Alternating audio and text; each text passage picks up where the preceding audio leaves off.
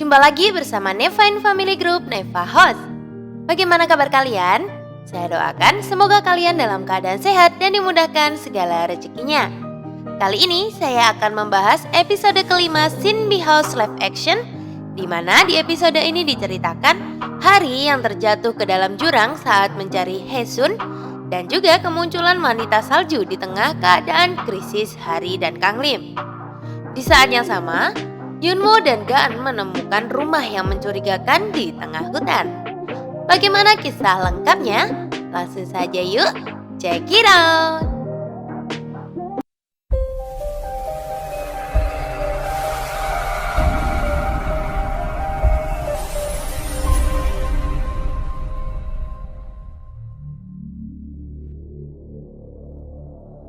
Film dibuka dengan memperlihatkan Kohari dan teman-temannya yang sedang berkumpul di sebuah ruangan.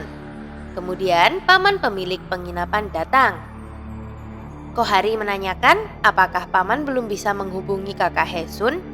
Paman berkata jika dia sama sekali tidak bisa menghubungi kakak Haesun dan tidak mungkin ada manusia yang sanggup bertahan di luar sana pada kondisi malam hari dengan salju yang turun sangat lebat. Gaan kemudian menyarankan agar paman menelpon polisi. Namun saat akan menelpon polisi, sinyal di HP-nya tiba-tiba menghilang. Bukan hanya di HP paman saja, tetapi HP semua orang yang ada di sana tidak memiliki sinyal. Paman lalu berpamitan untuk mencoba menggunakan telepon di kantor. Gaan berharap jika paman bisa menggunakan telepon di kantor. Namun, Kang Lim justru mengatakan hal yang berbeda. Kang Lim menjelaskan jika semua ini terjadi bukan karena faktor cuaca yang buruk. Kohari menambahkan jika di luar sana ada makhluk. Lalu Kang Lim dan Kohari menceritakan semuanya. Kang Lim juga meminta maaf karena tidak memberitahu mereka lebih awal. Yunwoo bertanya kepada Kang Lim apakah kakak Haesun diserang oleh penyihir salju dan Kang Lim mengiyakannya. Terlihat Gaan sangat sedih mendengarnya dan Kohari berusaha menenangkan Gaan.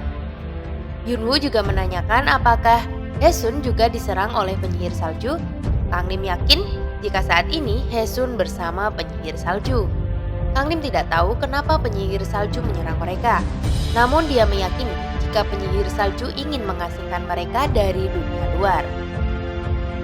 Kang Lim kemudian memutuskan untuk mencari mereka ke dalam hutan. Kohari juga ikut bersama Kang Lim. Namun Kang Lim melarang karena hal itu sangat berbahaya. Dan Kohari juga tidak akan membiarkan Kang Lim terjun sendiri ke dalam bahaya. Gaan juga memutuskan untuk ikut bersama Kohari dan Kang Lim. Begitupun dengan Yunwoo. Singkat cerita, mereka sudah sampai di dalam hutan. Di titik di mana mereka semalam diserang oleh penyihir salju. Kang Lim kemudian merasakan sesuatu. Dia menyuruh teman-temannya untuk tetap di sana dan dia akan masuk ke dalam hutan. Kohari kemudian menyusul Kang Lim. Gaan akan ikut dengan Kohari. Namun, Yunwoo melarangnya karena Kang Lim berpesan jika mereka harus menunggu di sana. Kang Lim kemudian bertemu dengan penyihir salju. Namun, seketika penyihir itu menghilang. Saat Kang Lim memalingkan pandangan, muncul Haesun yang memanggil Kang Lim seraya melambaikan tangannya. Dan juga muncullah kakak Haesun yang meminta tolong kepada Kang Lim. Kakak Haesun kemudian menghilang, begitupun dengan Haesun. Yang ada hanyalah penyihir salju yang tersenyum menyeramkan. Kang Lim kemudian berlari ke arah makhluk itu. Sementara itu di sisi lain, terlihat Kohari yang menaiki tebing untuk mencari Kang Lim. Sepertinya Kohari dan Kang Lim berlawanan arah. Saat berdiri di pinggir tebing, Kohari memanggil-manggil Kang Lim. Dia hilang konsentrasi. Dia terpeleset salju dan kemudian jatuh dari tebing itu. Teriakan Kohari didengar oleh Kang Lim. Kang Lim berlari untuk mencari Kohari. Saat sampai di sebuah tebing, dia menemukan Kohari yang tergeletak di bawah. Kang Lim mencoba membangunkan Kohari, namun Kohari tidak kunjung bangun. Kang Lim kemudian menuruni tebing. Terlihat Kohari yang mulai sadar. Dia ada di pangkuan Kang Lim. Kang Lim bertanya apakah Kohari baik-baik saja. Kang Lim dan Kohari melihat di bawah mereka. Terlihat sebuah sungai yang membeku. Jika saja Kohari jatuh ke sana, semua akan menjadi lebih buruk. Kohari benar-benar beruntung. Begitulah kata Kang Lim.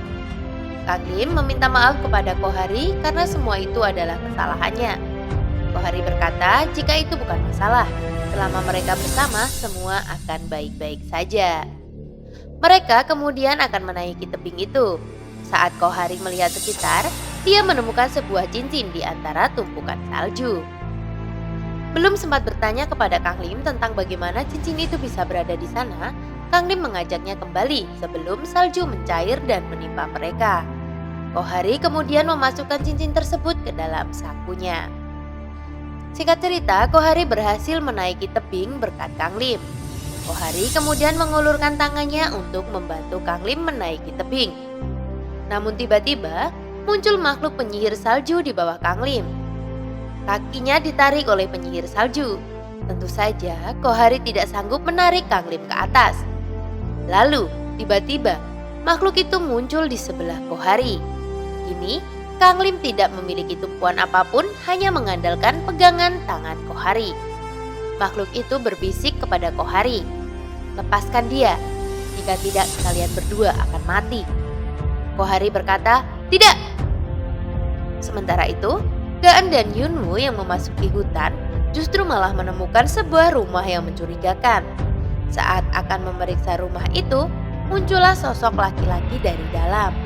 Rupanya, laki-laki ini adalah orang yang menyerang Haesun ketika berada di dalam hutan, guys. Seiring dengan pertemuan mereka, episode kali ini pun berakhir. Wah, makin seru aja nih guys ceritanya. Bagaimana nasib Kang Lim dan Kohari? Apakah mereka berdua akan jatuh bersama ke dalam jurang? Dan apakah Gaan dan Yunwoo akan diserang juga oleh sosok laki-laki ini? Penasaran? Nantikan terus kelanjutannya. Nah, itu dia guys cerita di episode kali ini. Semoga kalian suka. Terima kasih sudah menonton sampai akhir. Mohon maaf jika ada salah kata. Tak bosan saya ingatkan untuk like jika suka, komen, share dan subscribe. Dan juga nyalakan lonceng notifikasi agar tidak ketinggalan update informasi dari kami. Bye-bye.